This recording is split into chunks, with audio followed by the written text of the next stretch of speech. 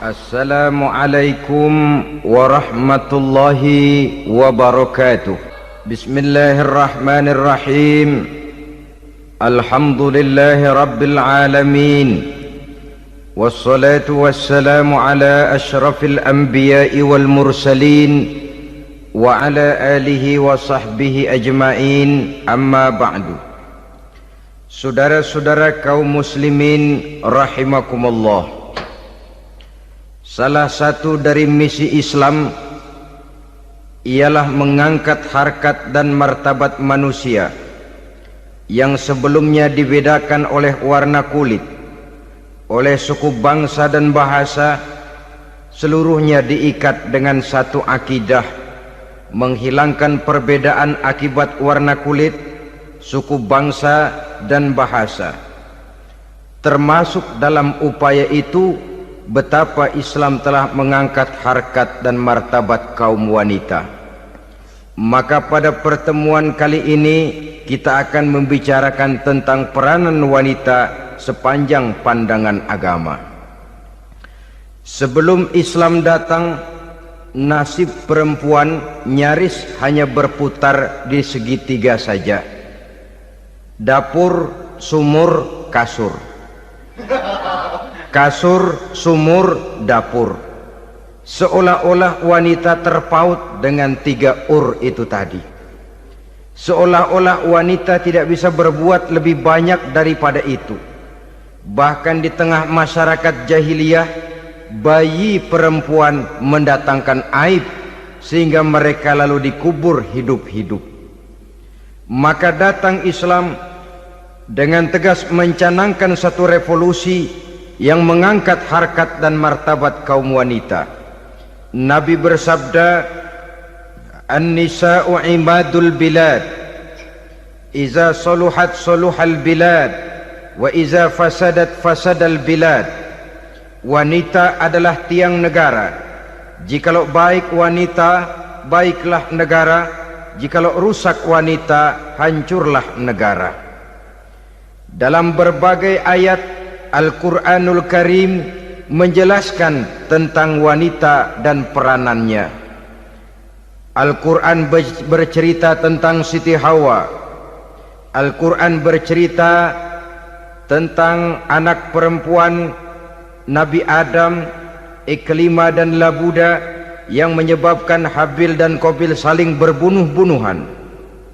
Al-Quran menceritakan bagaimana ibunya Nabi Musa mendapat wahyu untuk menghanyutkan anaknya di hilir sungai Nil. Al-Quran bercerita tentang Siti Maryam, ibu daripada Nabi Isa. Al-Quran bercerita tentang dua putri Nabi Yusuf, yang akhirnya salah satunya menjadi istri daripada Nabi Musa. Pun Al-Quran bercerita tentang Ratu Balkis, seorang wanita yang menjadi penguasa di negeri Sabah, yang demikian besar pengaruhnya dan wawasannya. Dan banyak lagi Al-Quran menceritakan keadaan kaum wanita, sampai-sampai dalam Al-Quran ada satu surah yang dinamakan surah An-Nisa. Ini seluruhnya berarti bahwa Al-Quran telah menempatkan kaum wanita dalam satu posisi yang mulia dan terpuji. Al-Quran memberikan emansipasi, bahwa wanita berhak mengejar kemajuan sebagaimana halnya kaum laki-laki. Tetapi sungguh pun demikian, Al-Quran tetap memberikan batasan-batasan sepanjang emansipasi itu tidak bertentangan dengan kodrat kewanitaan itu sendiri. Kalau persamaan dan kemajuan, kalau emansipasi dan hak asasi sudah tidak sesuai lagi dengan kodrat kewanitaan, pada akhirnya bukan mengangkat harkat dan martabat kaum wanita, justru malah merendahkan derajat dan martabat kaum wanita itu sendiri. Seperti sebagian besar wanita ini, mereka berteriak menuntut tentang persamaan hak, tapi mereka melupa apa batasan daripada persamaan hak itu sendiri. Sesungguhnya Islam dengan segala konsepsinya yang mengangkat martabat kaum wanita itu memberikan keleluasaan kepada kaum wanita untuk maju bersama laki-laki sepanjang tidak menginjak-injak kodrat kewanitaan itu sendiri. Kalau sudah sampai kepada menginjak kodrat kewanitaan, maka akan merendahkan martabat kaum wanita. Sebab apa? Secara fisik dan psikis agaknya memang laki-laki sudah ditakdirkan oleh Allah untuk menjadi pembimbing bagi kaum wanita. Walaupun tidak tertutup kemungkinan wanita tampil sebagai pemimpin, tetapi dari segi fisik biologis misalnya, laki-laki itu diciptakan kekar, kuat untuk memikul dan melaksanakan tugas-tugas yang berat. Sedangkan perempuan pada umumnya adalah lembut, ayu, lemot, denok, geboy, dan lain sebagainya. Maka kalau kita baca sejarah, Allah itu belum pernah mengutus rasul perempuan. Semua rasul laki-laki. Sebab apa? Secara fisik biologis tugas kerasulan lebih dimungkinkan oleh seorang laki-laki. Tugas rasul itu berat. Kadang-kadang perang, dicaci maki, berhadapan dengan ujung tombak, ujung pedang dan lain sebagainya. Makanya seluruh rasul laki-laki, dan Allah belum pernah mengutus rasul perempuan. Dari segi lain, perempuan itu banyak terhalang untuk melaksanakan ajaran agama. Misalnya 1 minggu dalam sebulan perempuan itu terkena cuti khusus, mengalami masa menstruasi, tidak sholat, tidak puasa, tidak melaksanakan ajaran agama yang tidak dibolehkan pada saat menstruasi itu. Kalau ada rasul perempuan, lalu saat malaikat akan menyampaikan wahyu, kebetulan rasulnya sedang wah, itu bisa balik-balik lagi malaikat Jibril ke langit itu. Mau turun nyampein wahyu, balik lagi ke atas, ditegur, kenapa balik lagi Jibril? Rasulnya lagi head.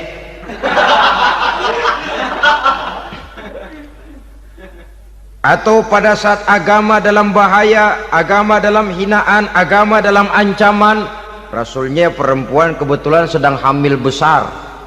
Apa lalu perang ditunda? Pengumuman perang ditunda saja sampai rasul melahirkan. Tentu lebih tidak mungkin lagi. Secara fisik biologis, laki-laki lebih memungkinkan untuk melaksanakan tugas kerasulan ini. Maka seluruh rasul yang diutus Allah adalah laki-laki.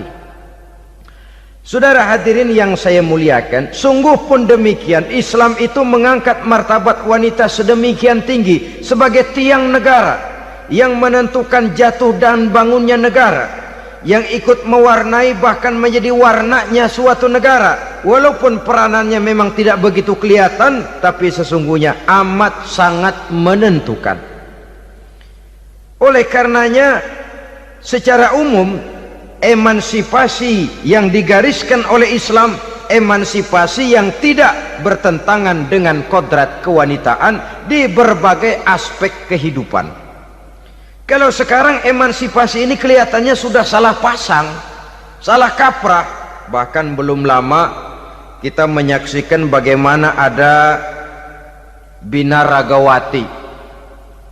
Di zaman sekarang perempuan sudah mulai angkat besi. Saya mulai mikir kalau perempuan sudah pada angkat besi, ini sudah tanda suaminya udah deket dibanting-bantingin ini. Tahun-tahun mendatang mungkin akan menyusul perempuan mulai narik beca.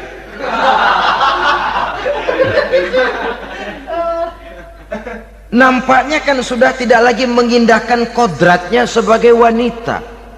Ada olahraga yang hanya pantas dikerjakan oleh laki-laki. Oleh karena itu pada kesempatan ini kita akan mencoba melihat peranan wanita dari berbagai dimensinya. Yang pertama, peranan wanita sebagai istri. Adalah Rasul memilih istri pertamanya Sayyidatuna Khadijah radhiyallahu anha. Kalau pilihan utama beliau pertama kali nikah dengan Siti Khadijah, jelas itu pilihannya bukan karena kecantikan. Kenapa? beliau nikahi Siti Khadijah dalam usia 40 tahun Khadijah dan 25 tahun Rasul. Statusnya janda pula. Kalau beliau seorang pemburu kembang, pemburu bunga, kenapa mesti nikah dengan janda berumur 40 tahun? Sedangkan beliau waktu itu masih berumur 25 tahun. Apa sasaran utamanya?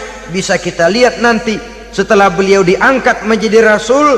Ternyata Khadijah lebih daripada seorang istri, beliau masuk ke dalam staf Nabi.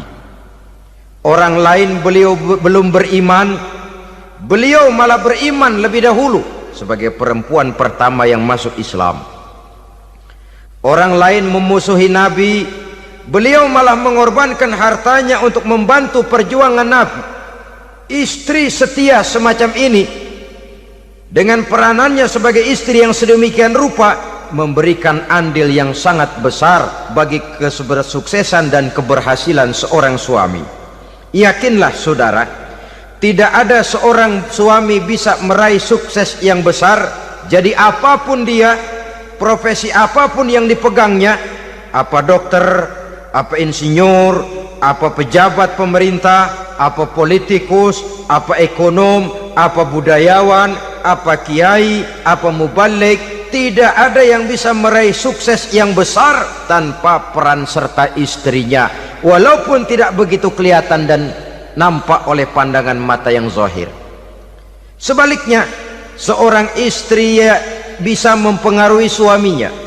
Seorang suami yang jujur, polos, lugu, sederhana bisa jadi koruptor ulung kalau didorong-dorong oleh istrinya. Seorang istri Pak Lurah memang tidak ikut mengatur kelurahan, tapi dia bisa mewarnai suaminya. Seorang istri gubernur memang tidak ikut mengatur provinsi, tapi dia bisa mewarnai suaminya. Sepanjang warnanya positif, tentu sangat baik dan sangat diharapkan. Tetapi kalau warnanya negatif, kiamatlah akibatnya umat ini. Oleh sebab itu, peran pertama dari kaum wanita sesungguhnya adalah sebagai istri yang mendampingi suami untuk mengolah dan melaksanakan tugas-tugas besar. Dari seorang yang paling kecil sampai kepada seorang yang punya jabatan paling tinggi sekalipun, pengaruh dan peranan istri memang sangat menentukan. Saudara hadirin kaum muslimin rahimakumullah, itulah sebabnya Nabi menikah dengan Siti Khadijah. Dan lebih dari itu, sebelum menikah dengan Nabi, Siti Khadijah itu sudah terkenal sebagai pengusaha wanita, business girl kalau bahasa sekarang ini. Bahkan jaringan bisnisnya tidak hanya Mekah saja, tidak hanya antar kota, bahkan sudah antar negara, dari Mekah ke Syam, dari Mekah ke Madinah dan lain sebagainya, yang bahkan kita tahu Rasul pada mulanya pun ikut membantu perdagangannya Siti Khadijah radhiyallahu anha ini. Jadi kalau bercermin dari karier Siti Khadijah, boleh saja wanita bergerak di bidang bisnis, asal memang profesi, bukan karena dengan senjata dan modal kecantikan lalu membujuk dan meraih orang sampai telak sehingga bisnisnya berjalan lancar dengan jalan menjual kecantikannya. Tidak, bergerak di bidang bisnis yang memang profesinya di situ. Tidak ada salahnya. Bisa saja perempuan menjadi bisnis girl seperti yang dicontohkan oleh Siti Khadijah radhiyallahu anha ini. Sebab itu, kontes-kontesan yang hanya bertitik kepada rupa yang ayu saja, rupa yang cantik saja, sesungguhnya bukan hanya tidak bermanfaat, tapi saya pikir juga sangat tidak mendidik. Yang mengajar anak-anak remaja putri kita untuk berlomba-lomba hidup dalam kepalsuan. Alis mata palsu, hidung pesek dimancungin palsu, operasi plastik. Alis matanya dikerik bikin yang palsu, tai lalat lagi bikin yang palsu, gincu bibir dimerahin palsu. Seluruhnya hidup dalam kepalsuan. Akan lebih baik kalau kita ini misalnya mengadakan kontes yang menitik beratkan kepada ketinggian IQ, kecerdasan, kemampuan, skill, keahlian dan kemampuan, tidak hanya dititik beratkan kepada rupa yang ayu dan cantik semata-mata. Sebab di samping manfaatnya diragukan, juga sangat tidak mendidik buat generasi yang akan datang. Terutama ibu-ibu, peran utama wanita sesungguhnya adalah sebagai istri mendampingi suami dalam melaksanakan tugas-tugas besar. Satu hari serombongan ibu-ibu pernah datang menghadap Rasul mengajukan satu resolusi, protes kalau bahasa kita sekarang. Ya Rasul, ada apa bu? Kalau laki-laki sih enak. Enak bagaimana? Iya, kalau orang laki-laki sholat, perempuan sholat. Laki-laki puasa, perempuan puasa. Laki-laki pergi haji, perempuan pergi haji. Laki-laki menuntut ilmu, perempuan bisa menuntut ilmu.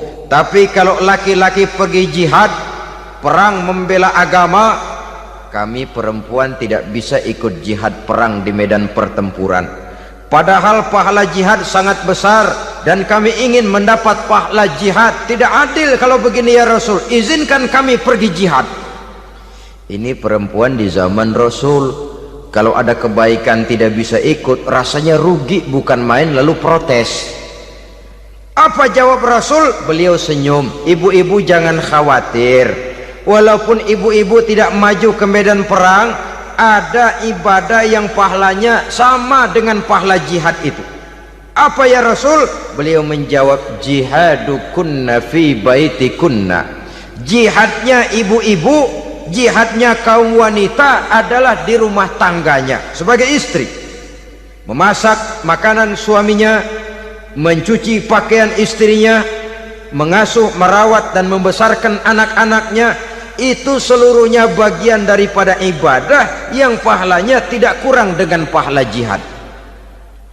Kenapa?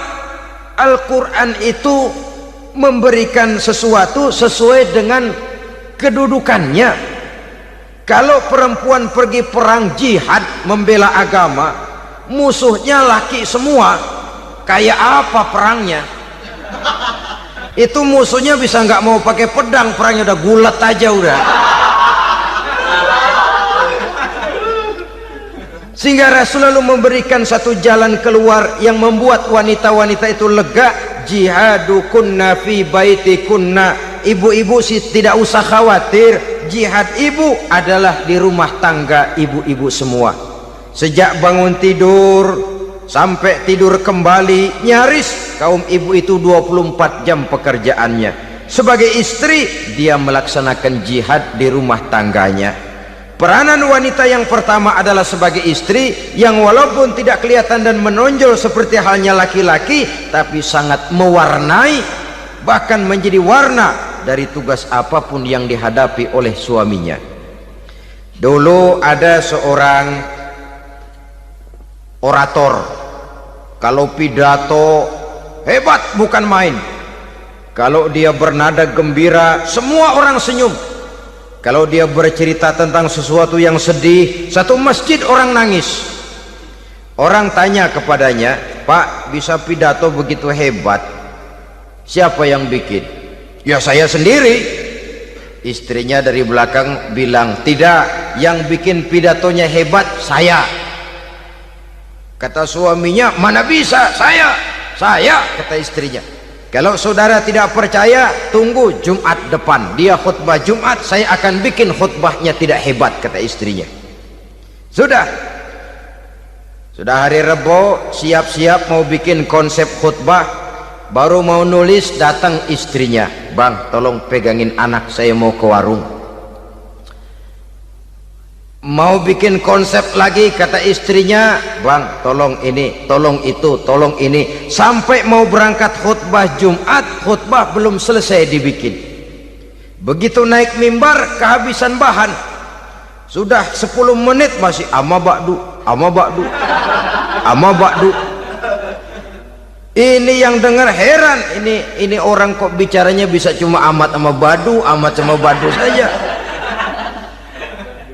Di situ kelihatan saudara-saudara betapa peran serta istri yang walaupun tidak kelihatan oleh pandangan mata yang zahir, tapi teramat sangat menentukan. Sekali lagi, tidak ada seorang suami bisa sukses jadi apapun dia tanpa peran serta istrinya di rumah. Tidak ada kemajuan yang bisa diperoleh kalau tidak karena peran serta istrinya di rumah. Tidak ada kesuksesan yang bisa diraih tanpa keikutsertaan daripada istrinya di rumah. Walaupun suaminya yang dikenal orang, suaminya yang dipuji orang, suaminya yang disanjung orang, bagian besar tetaplah saham dan andil daripada istrinya yang di rumah itu. Ini makna an-nisa imadul bilad. Wanita adalah tiang negara. Jikalau baik wanita, baik negara. Jikalau rusak wanita, hancur negara. Karena wanita, negeri Sabah menjadi terkenal tentram, aman, wawasan politiknya luas. Seorang semacam Cleopatra bisa menaklukkan Julius Caesar. Dan begitu selanjutnya. Banyak cerita-cerita betapa wanita yang berperan di belakang layar ini bahkan bisa menggoyangkan negara. Bahkan yang paling dekat saja contoh dengan kita, Senator Gary Hart. Saudara masih dengar tentu itu, betapa harus terpaksa mengundurkan diri dari pencalonan presiden Amerika karena kasusnya dengan Donna Rice itu, dengan hostess itu. Betapa di sini seorang perempuan atau seorang wanita sanggup membongkar seseorang yang punya masa depan ceria untuk menuju kursi kepresidenan dari suatu negara adidaya seperti Amerika, bisa gagal berantakan karena skandalnya itu. Apa penyebabnya? Wanita. Tapi wanita juga bisa menyebabkan menjadi cambuk majunya laki-laki. Wanita juga bisa menghancurkan dan mengubur laki-laki. Saudara hadirin yang saya muliakan, ia memang kelihatannya makhluk yang lemah, tapi di balik kelemahannya itu sesungguhnya dia bisa menelan laki-laki yang bagaimanapun besarnya. Saudara-saudara kaum muslimin rahimakumullah, terutama ibu-ibu yang saya hormati, jadi peranan yang pertama wanita sebagai seorang istri. Yang kedua, wanita sebagai ibu. Ini juga sangat besar pengaruhnya dalam membentuk generasi masa yang akan datang. Bapak oleh karena kesibukan tugasnya tentu lebih banyak di luar rumah. Yang nyaris 24 jam di rumah itu ibu. Bagaimana dia merawat anaknya, bagaimana dia menaruh perhatian terhadap anaknya, bagaimana ia melimpahkan kasih sayang kepada anak-anaknya, akan membentuk kepribadian anak dan artinya membentuk generasi yang akan datang. Kalau seorang ibu sudah cuek-cuek saja kepada anaknya, padahal Quran mengatakan al-jannatu tahta aqdamil ummahat, surga di bawah telapak kaki ibu. Hadis ini bisa kita artikan macam-macam. Pertama, anak tidak akan mendapat kebahagiaan tanpa ridho daripada ibunya. Kedua, ibu adalah wanita agung yang harus ditaati. Ketiga, neraka atau surga anak bergantung kepada ibu, bagaimana dia mewarnai anak. Kalau ibunya cuek-cuek saja sama anaknya, dan sering jadi contoh klasik, kalau anak ayamnya beduk maghrib belum pulang, satu RT dicariin, hansip diundang, kalau perlu dan ramil dilaporin. Tapi kalau anak gadisnya jam 12 tengah malam belum pulang, ibu tenang-tenang saja Pak. Tidak tergerak dan tidak tertarik hatinya. Ya tentu tidak semua. Kalau sudah begitu, bukankah hakikatnya ibu sudah menciptakan neraka buat anaknya sendiri? Khalil Gibran dalam satu tamsil yang indah pernah mengatakan, kalau kita diberikan sebutir mutiara, sebutir intan, dan intan itu sebutirnya sebesar telur ayam, benda yang sangat langka dan berharga, tentu kita sayang intan atau mutiara itu. Kita jaga baik-baik, kita simpan dalam kotak, kotaknya kita kunci, kotak itu kita simpan di dalam lemari, lemarinya kita kunci lagi. Lemarinya ada di dalam kamar, kamarnya pakai pintu, pintunya kita kunci lagi. Kamar itu ada dalam rumah, rumahnya pakai pintu, dikunci lagi. Kemudian rumahnya pakai pintu gerbang besar, gerbangnya juga digembok lagi. Untuk menjaga intan itu jangan sampai hilang, begitu usaha kita berlapis-lapis. Dan intan itu sudah diberikan kepada kita, kata Khalil Gibran. Apa dia? Anak-anak yang diamanahkan Allah kepada kita. Itu intan-intan mahal, itu mutiara-mutiara pilihan yang dititipkan dan diamanahkan untuk kita jaga sebaik-baiknya. Haruskah dia sia-sia di tangan kita? Haruskah dia merana jatuh di tangan ibu yang tidak punya tanggung jawab? Saudara hadirin yang saya muliakan, oleh karenanya peranan sebagai ibu ini sangat menentukan bagi pembentukan generasi yang akan datang. Salah ibu mengarahkan anak, akan lahir generasi mendatang yang tidak kita harapkan. Sehingga Nabi bersabda, kullu mauludin yuladu 'alal fitrah fa abawaihi yuhawwidanihi aw yunassiranihi aw yumajjisanihi. Setiap bayi dilahirkan dalam keadaan suci, setiap bayi dilahirkan dalam keadaan bersih, tidak punya dosa. Islam tidak mengenal dosa warisan. Semua saja bayi lahir dalam keadaan suci dan bersih. Kalau demikian lalu bagaimana? Kata Nabi, ibu bapaknya lah yang kelak akan menjadikan anak itu sebagai Yahudi, yang kelak menjadikan itu anak itu sebagai Nasrani, atau menjadikan anak itu sebagai Majusi. Ibu bapaknya yang mewarnai anak. Ibaratnya anak itu kertas putih, mau ditulis tinta hijau warnanya hijau, mau ditulis tinta merah warnanya merah, mau ditulis tinta hitam pun warnanya hitam. Oleh karena itu pembentukan anak yang soleh secara mental sesungguhnya sudah diwarnai oleh kebiasaan ibu bapak dalam pergaulan di rumah tangganya secara mental. Sehingga dengan demikian saudara-saudara, salah kaprah ibu dalam mengarahkan anak-anaknya akan melahirkan generasi penerus yang sungguh-sungguh tidak kita harapkan, dan pada gilirannya akan membahayakan perkembangan bangsa dan negara, membahayakan kita sebagai suatu umat. Apalagi sekarang ini masih banyak orang-orang muslim, orang-orang tua muslim yang kadang-kadang menyekolahkan anaknya di sekolah yang membahayakan akidahnya, mematikan imannya, menghancurkan tauhidnya. Pokoknya asal bonafid keluar sekolah ada jaminan lapangan kerja, perkara anak mau kafir mau murtad bukan urusan. Alangkah ironi dan sangat menyedihkan. Saudara-saudara yang saya hormati, jadi dari segi kaum wanita peranan ibu sangat besar, dari segi anak ketaatan kepada ibu, doa restu ibu akan membawa kepada kebahagiaan hidup. Doa ibu mustajabah, kutukan ibu manjur.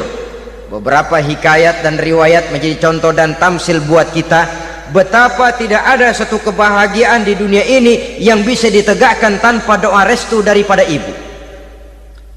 Pantas kalau dalam Al-Quran ada ummul kitab, ibunya atau induknya kitab.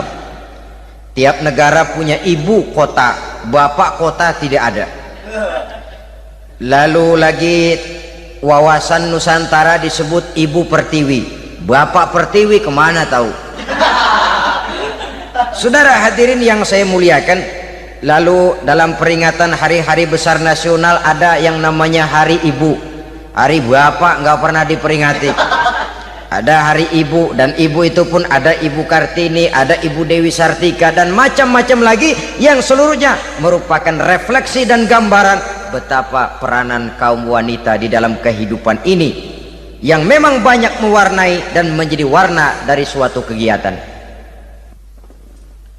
Saudara-saudara kaum muslimin rahimakumullah, apabila yang pertama tadi kita melihat peranan kaum wanita sebagai istri, betapa ia berpengaruh besar dalam ikut menunjang keberhasilan dan kesuksesan suaminya.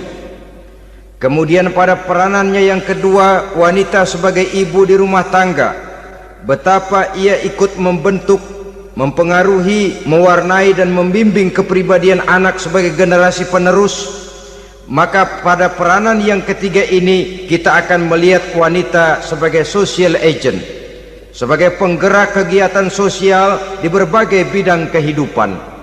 Apakah itu bernama majelis taklim, apakah itu bernama perkumpulan dan yayasan-yayasan kemanusiaan, organisasi-organisasi yang bergerak di bidang pendidikan, bahkan di zaman sekarang bukan hanya menjadi penggerak sosial, bahkan sudah banyak kaum wanita yang menggerakkan satu bangsa.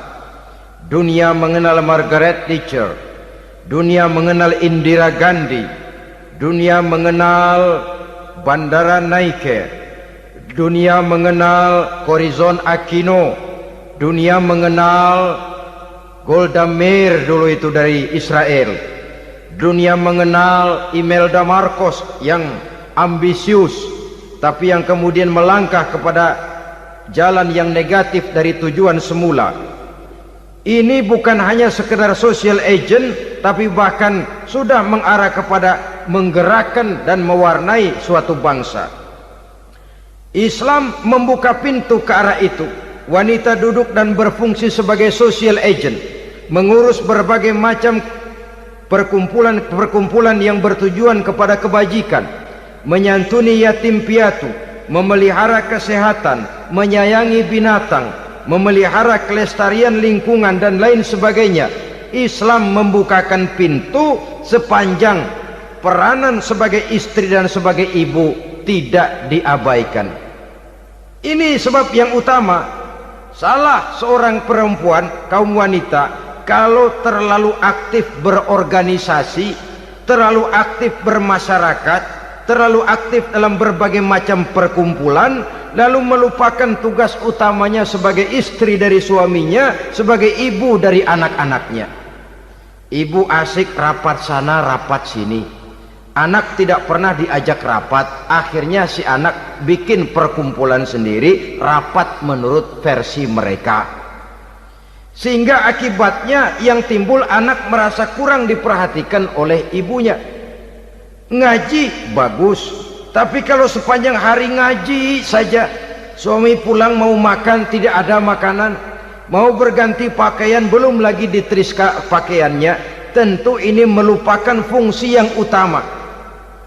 Kegiatan sosial, kegiatan di organisasi adalah jadwal kegiatan setelah fungsi sebagai istri dari suami, sebagai ibu dari anak-anak dilaksanakan dengan sebaik-baiknya.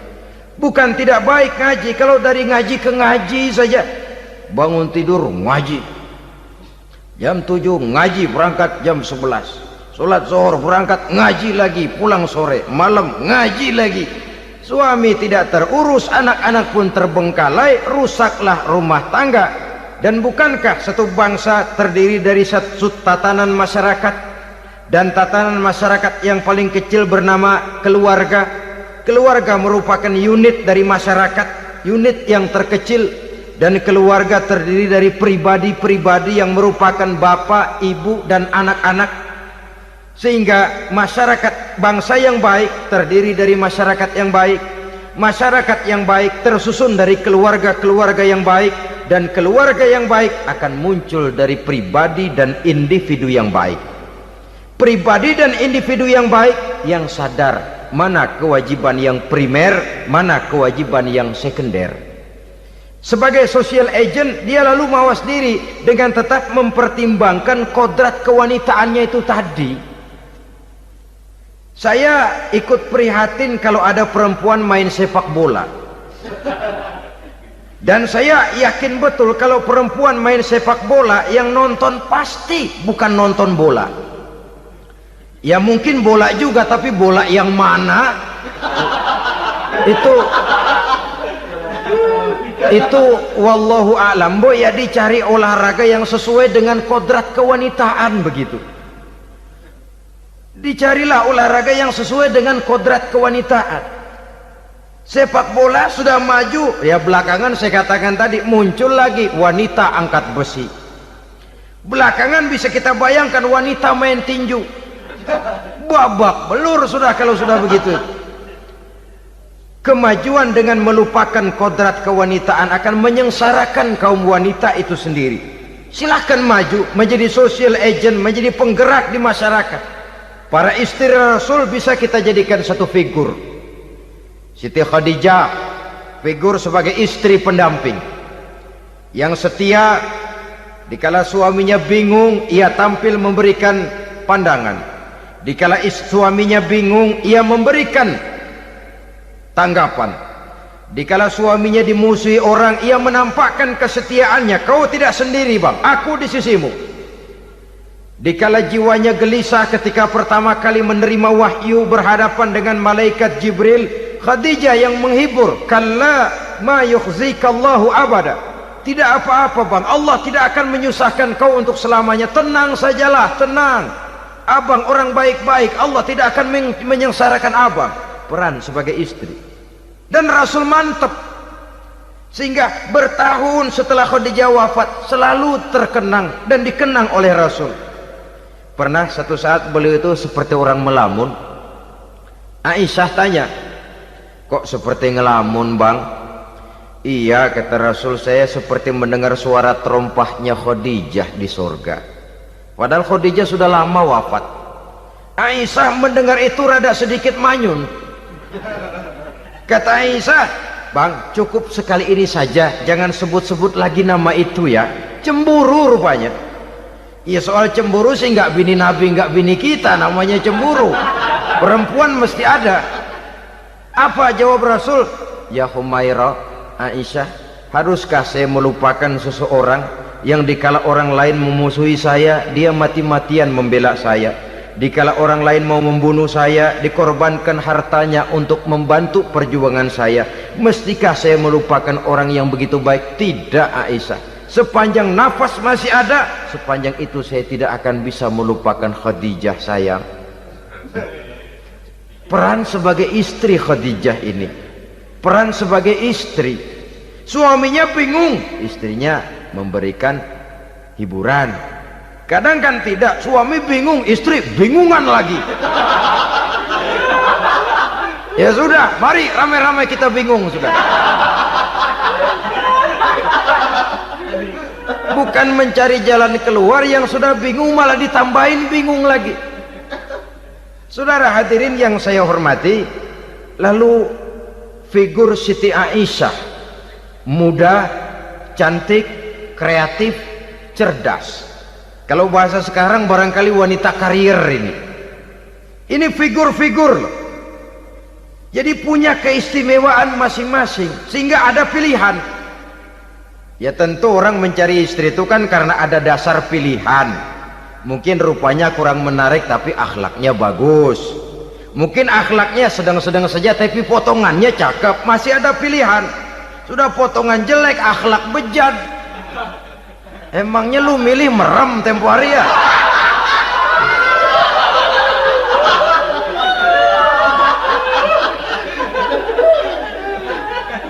Sudah nggak ada pilihan apa-apa. Lalu ada istri yang punya keistimewaan karena sifatnya yang sabar, ada yang wataknya itu pemurah, ada yang sifatnya itu belas kasih. Pendeknya, dari istri-istri Rasul kita bisa menemukan figur-figur wanita teladan.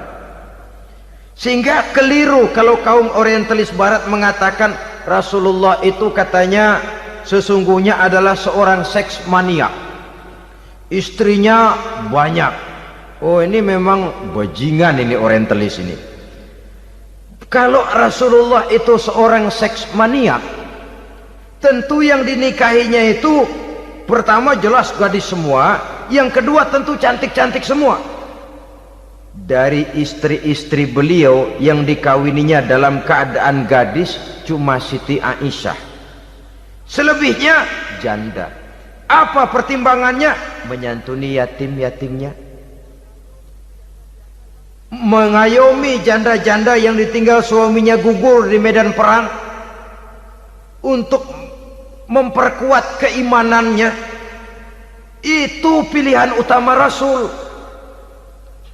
Kita sekarang ini ya ngakunya si ikut sunnah Rasul, cuma sunnahnya urusan kawin melulu.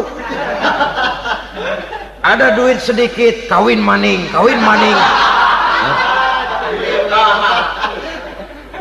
Ditanya orang kenapa kawin melulu, sih mas sunnah Rasul. Bukan main. Kalau sudah urusan kawin pahlawan betul sunnah Rasul. Padahal kawin lagi dalam Islam itu sungguh pun boleh, tapi tidak diperintah. Tidak diperintah, memang cuma boleh. Itu kalau dalam pesawat itu cuma semacam emergency exit lah ya. Yang tidak boleh sembarang waktu bisa dibuka. Kalau memang sanggup berlaku adil, tafadhol. Kalau tidak, satu juga nggak habis. Lagian saya kira perempuan itu kan cuma perbedaan rupa saja, perbedaan selera saja.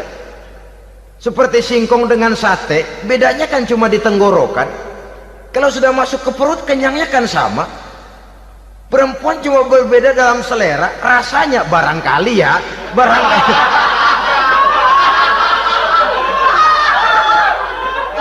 Barangkali tidak jauh beda.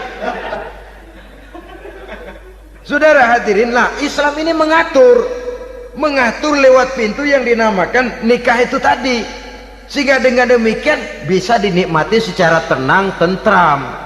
Tidak usah manusia ya, kucing saja. Coba lihat kucing. Kalau ikan dia boleh nyolong, kucing itu boleh curi, makannya nggak tenang kucing. Coba lihat ini.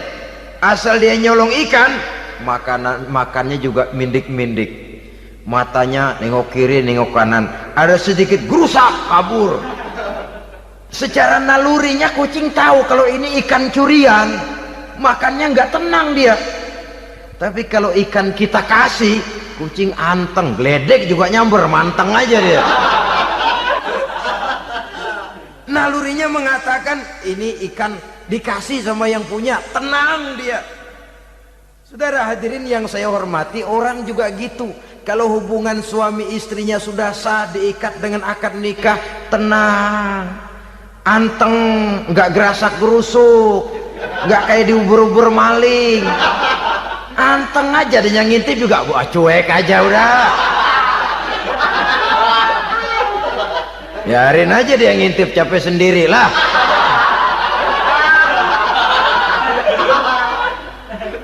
Tapi kalau nyuri-nyuri, coba lihat dah. Mana di kebun banyak nyamuk, hansip mukul tiang listrik, dia yang bingung. Islam ini sesungguhnya memudahkan jalan, saudara-saudara. Jadi sebagai social agent, wanita bisa berperan untuk itu, apalagi untuk hal-hal yang menyangkut wawasan kemanusiaan, di mana kaum wanita karena emosinya lebih tinggi daripada kaum laki-laki, dia sangat peka terhadap masalah-masalah yang menyangkut kemanusiaan. Hatinya mudah tergugah, perasaannya cepat terenyuh, dengan penderitaan dia cepat tergugah. Dia bisa menjadi social agent tanpa harus melupakan fungsi utama sebagai istri dan sebagai ibu dari anak-anaknya, sebagai istri dari suaminya. Saudara hadirin yang saya muliakan, dahulu Al-Quran pernah menceritakan betapa istri-istri pembesar di istana mewah di zaman Nabi Yusuf, kalau istilah sekarang nyonya-nyonya jet set, nyonya-nyonya VIP, betapa mereka mau memporak-porandakan keimanan seorang pemuda seperti halnya Nabi Yusuf alaihi salam. Dan Nabi Yusuf kemudian ternyata tidak mau jadi gigolo yang kerjanya hanya menyenangkan wanita-wanita jet set kelas VIP ini tadi. Sesungguhnya ini cuma satu simbol yang kejadiannya bisa saja terjadi pada zaman modern dalam versi dan kondisi yang berbeda. Namun bagaimanapun juga, wanita dengan peranannya sebagai social agent, sebagai penggerak masyarakat, sangat besar pengaruhnya dalam ikut mewarnai perkembangan suatu negara. Seorang suami perlu memberikan dorongan kalau istrinya aktif di bidang sosial, asal dengan catatan saja, fungsi sebagai istri, fungsi sebagai ibu, jangan sampai terlantar karenanya. Bahkan saya katakan tadi, di zaman sekarang wanita tidak lagi hanya berfungsi sebagai social agent, bahkan sebagai national agent, penggerak dari satu bangsa. Muncul wanita-wanita yang jadi menteri, yang jadi anggota DPR, bahkan yang jadi kepala desa dan lain sebagainya. Secara umum memang ar-rijal qawwamuna 'alan nisa. Laki-laki adalah pembimbing bagi kaum wanita karena kelebihan fisik biologis, kelebihan kemampuan intelektual dan lain sebagainya. Namun wanita pun boleh saja menjadi social agent sepanjang catatan yang saya sampaikan tadi. Jangan sampai melupakan kodrat kewanitaan, jangan sampai mengalahkan fungsi sebagai istri dari suaminya, sebagai ibu daripada anak-anaknya. Nah, kemudian fungsi yang keempat di bidang ilmu pengetahuan. Islam memberikan kesempatan yang sama kepada kaum wanita. Thalabul ilmi faridatun ala kulli muslimin wa muslimatin. Menuntut ilmu itu wajib hukumnya bagi orang Islam, baik laki-laki maupun perempuan. Sampai dibentuk kalimat pengecuali khusus ini, muslimin wa muslimatin, bagi muslim laki-laki, bagi muslim perempuan. Dan alhamdulillah, kalau dulu di zaman Raden Ajeng Kartini nasib perempuan berada di balik pintu yang digembok rapat-rapat, siklusnya berputar cuma sumur dapur kasur, kasur sumur dapur, dapur sumur kasur, melingkar di situ satu saja peranan kaum wanita. Memberontak jiwa Raden Ajeng Kartini, menuntut persamaan bahwa wanita berhak maju sama dengan laki-laki. Entah Islam sejak 14 abad yang lalu sudah mencanangkan ini, menuntut ilmu wajib bagi laki-laki dan perempuan beragama Islam.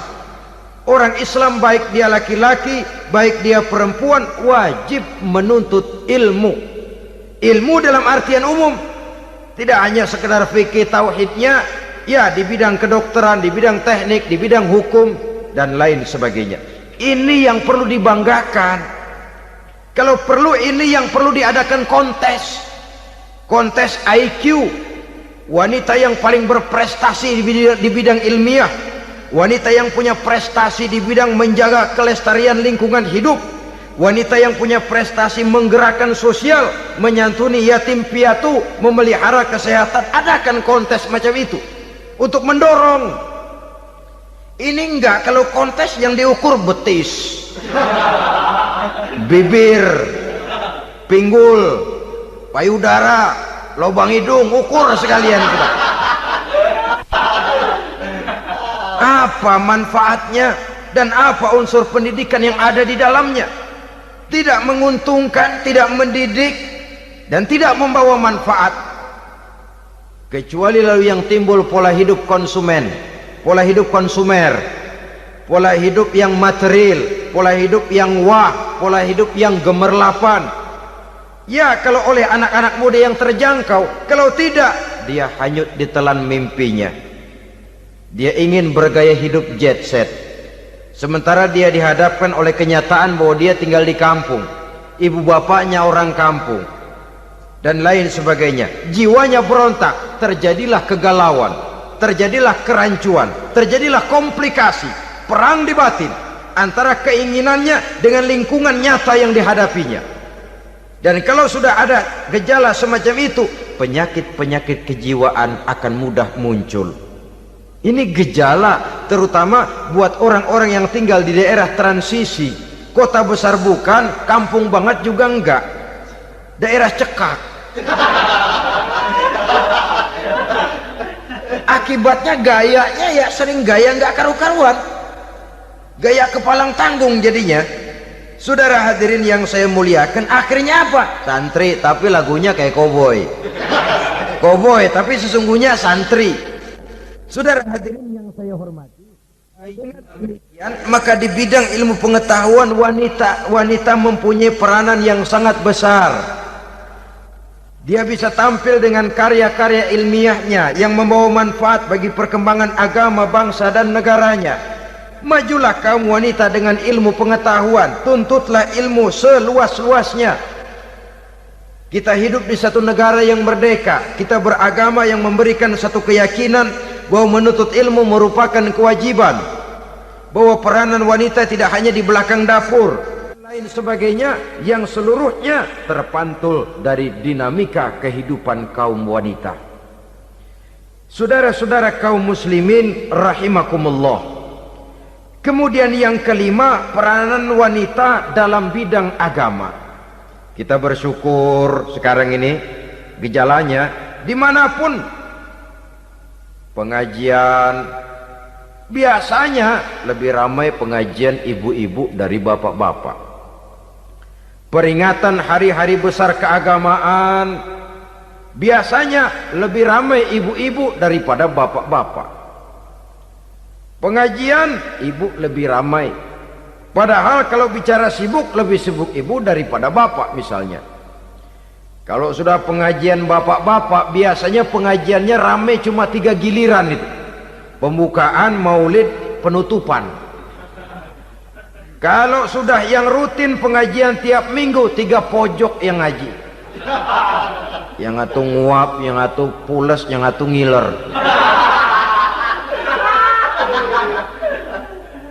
Saudara hadirin yang saya muliakan, ada badan kontak majelis taklim yang merupakan wadah daripada kegiatan ibu-ibu.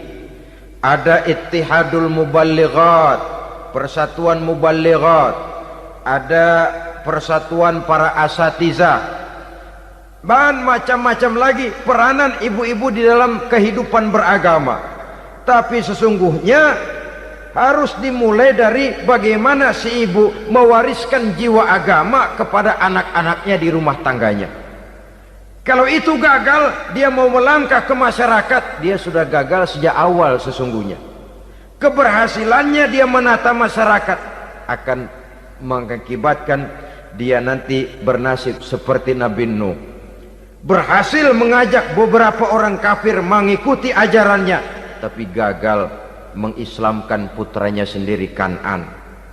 Bukan tidak berusaha, tapi memang Allah sudah menghendakinya sedemikian untuk menjadi contoh buat kita semua. Yang penting orang tua berusaha dan berikhtiar. Kalau sudah berusaha dan berikhtiar, anak ternyata memang sulit diurus, barangkali memang fotokopinya Kan'an tuh anak. Ya orang tua kalau sudah berusaha, ya tawakallah. Jangan belum berusaha lalu berkata, jangan anak kita, anak Nabi aja ada yang bengal. Ngajar tidak mau, mengajar anak tidak mau, mendidik anak tidak mau, lalu mencontoh Nabi, salah kaprah namanya. Kaum wanita bisa berperan di dalam agama. Ketika Rasul hijrah, itu kan beliau tidak langsung ke Madinah. Dari Mekah itu beliau mengambil jalan arah ke kiri menuju Gua Sur. Ini dalam strategi militer punya makna sendiri. Jenderal yang ulung, ahli strategi militer ini. Di Gua Sur sana beliau tinggal 2 hari 3 malam. Siapa yang membawa makanan ke Gua Sur? Siapa yang menjadi kurir untuk mengintai kegiatan-kegiatan Quraisy setelah Nabi berangkat hijrah? Asma, putri Abu Bakar Siddiq radhiyallahu anhu. Jadi kurir, jadi spion, membawa makanan untuk Rasul dan ayahnya di Gua Sur. Ini peranan wanita.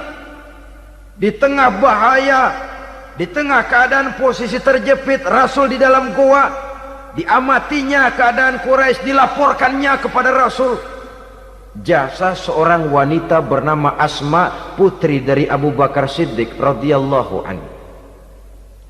Rabi'atul Adawiyah, seorang sayyidah sufiyah, ahli tasawuf yang terkenal dengan ajaran cintanya kepada Tuhan.